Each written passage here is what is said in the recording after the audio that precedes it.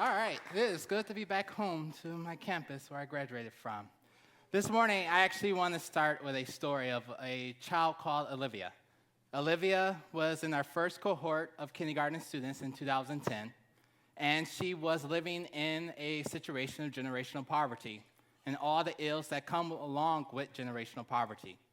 In her second year, unfortunately, we did have to retain Olivia to repeat kindergarten because she was not at the place that she should be. With a strong intervention program in place, Olivia had an amazing second year and was able to go to first grade the following year. Now the question becomes, can schools, in the traditional framework that we're operating in, serve the needs of a child like Olivia? In 2009, I asked a group of people to come along with me on a journey. And the purpose of the journey was to transform chronically failing schools in the South Ward of Newark, New Jersey. We knew the environment that we wanted to work in, which was the South Ward, was pretty much the most underserved environment in Newark. You name it, all the ills are there in Newark, which you'll learn about later. And at that time, we went on this journey together, and we were asked to enter into the community of Avon Avenue School, which at the time was the worst performing elementary school in Newark, New Jersey, out of about 80 elementary schools, and the bottom 2% of all elementary schools in the state of New Jersey. So, I am happy to stand here and tell you, with the hard work of the teachers, the support staff, and the administration, and a lot of liquid therapy, Avon Avenue is no longer the worst performing school. So, these are pictures of some of my babies. This is a pre-K4 class on Dr. Seuss Day. And at that age, they're cute. Once they get to junior high, I actually don't like them sometimes. So, here we are on the state exam at Avon Avenue School. As you can see, we've been able to triple our math scores and almost double our ELA scores. And if you take the growth from 2010 to 2013, we have had the third highest math scores, and we had the fourth highest growth on the English Language Arts exam. Now, after 3 years, good work, all that good stuff, we had to ask our questions. How do we go from good to great? How do we go to the next level? How do we do this? So as any reflective organization, we started to reflect back upon our past 3 years and dig deep into the data and look at all types of data in order for us to plot the future. And we stumbled across some very negative data trends, and I want to show you one of these negative data trends. As you can see, when we started in 2010, we had about 610 kids in the building. That blue line represents that original cohort in 2010. And as you can see, over the period of time, these 4 years, we have lost pretty much all those children. But our population has remained the same. And we started to see a lot of these data trends, and we started to say the environment that that our school is housed in is affecting our school. If we are basically losing 25 to 30% of our population every year and it compounds itself, we can't stabilize the school. There is something desperately wrong with the environment that we're coming from, which we superficially knew. But we did not know the impact of the environment on the school until we actually were in there doing the work.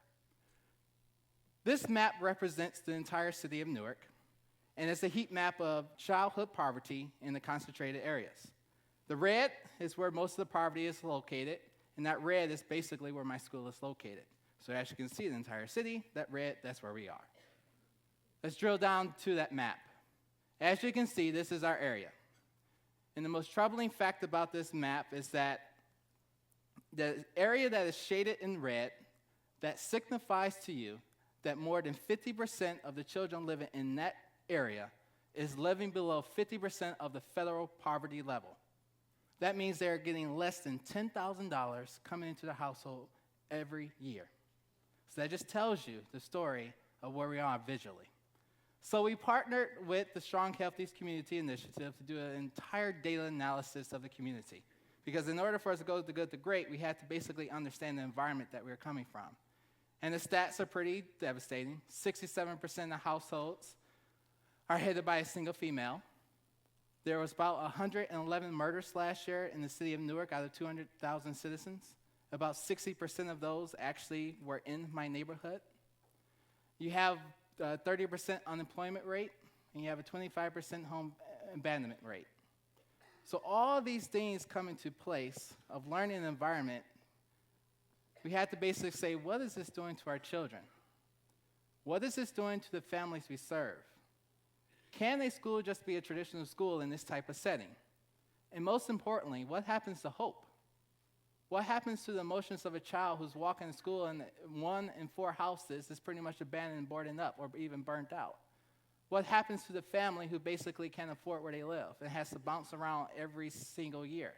What happens? What happens to the psyche and the physical aspects of our children? So we basically tried to answer that question. And we stumbled across this concept of toxic stress. And toxic stress, and I have a little video pretty much that will explain that for you.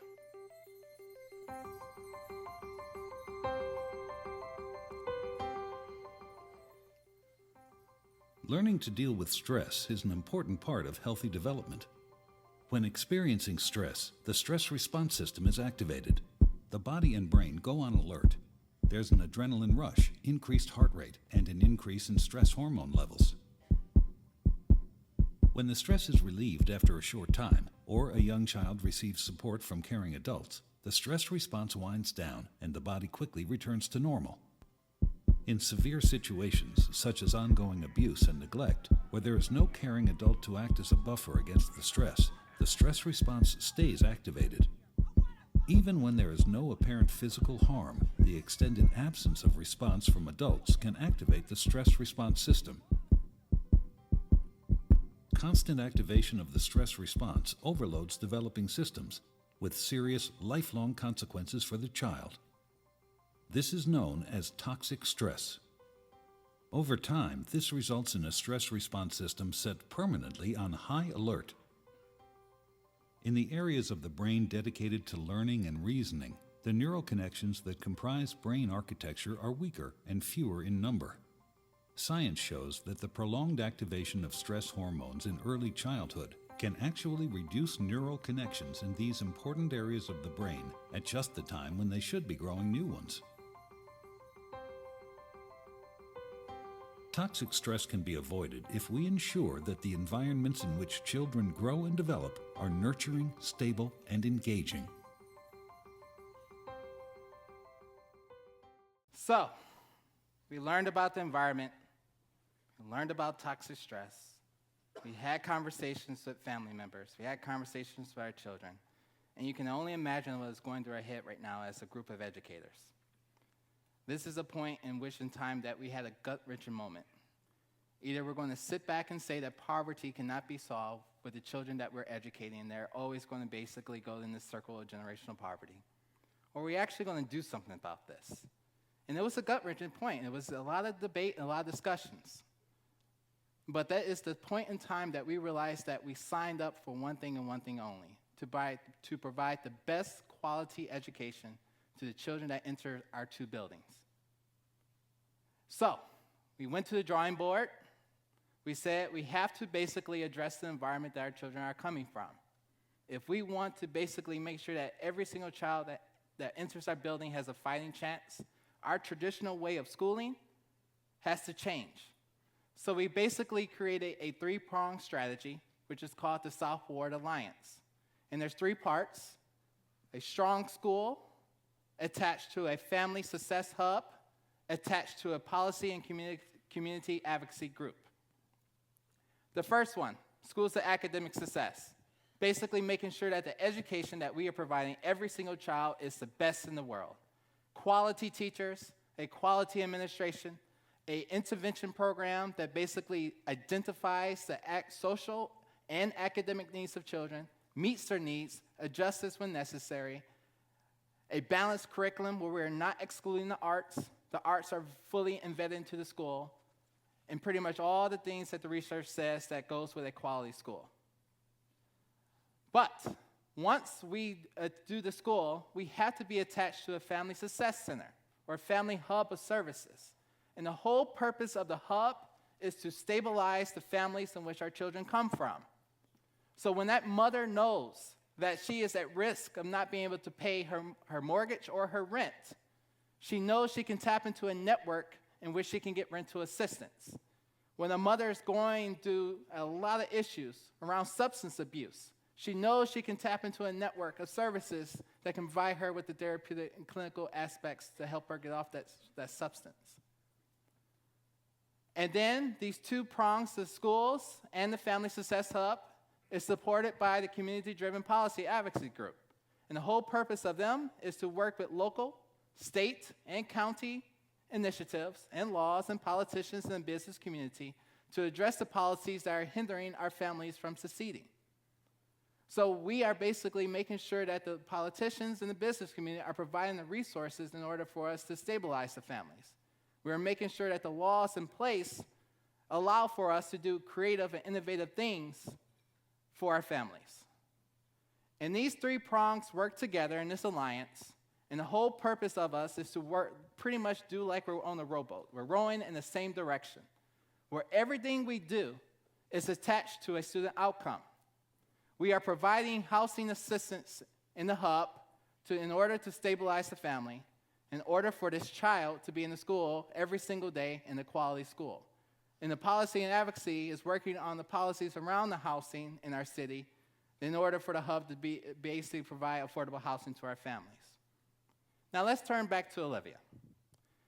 Olivia did transfer out her third year because her mother basically had to move because she lost her job, couldn't afford the apartment that they were living in, and moved into our cousin, which is probably 3 miles down the road to another school geographic area. Olivia actually returned back to us this fourth year, and as you can expect, she regressed, and she regressed drastically. She is still back at the beginning first grade level. She pretty much lost a year of her life. In the past, we would not have been able to help Olivia because we were just a school strategy. But now, as the future is a hold of us, we can basically address the issues of Olivia. When Olivia's mom now knows that she can come to me or the building or anyone that is housed in our network, that she has an ability to get assistance to help her stay, in which we can basically help Olivia stay in that home. That's the most powerful thing, creating an environment of community advocates that allow for children to have a fighting chance. Now, I want to leave you here with this concept. In America, there's a lot of Olivias. There's tons that are living in this cycle of generational poverty. And we in this room have the privilege to basically look outside of that circle. We have to basically look at our systems and do innovative practices and challenge sometimes our allegiances and our alliances and everything in order for schools to be different. All schools don't have to follow this strategy, but sometimes schools have to look different, and we have to be able to accept that. And we have to accept that because every child, in my opinion, needs and should have the fighting chance to basically get out of that circle of poverty. And that is what we're going to do every single day at BRICK Academy. Thank you.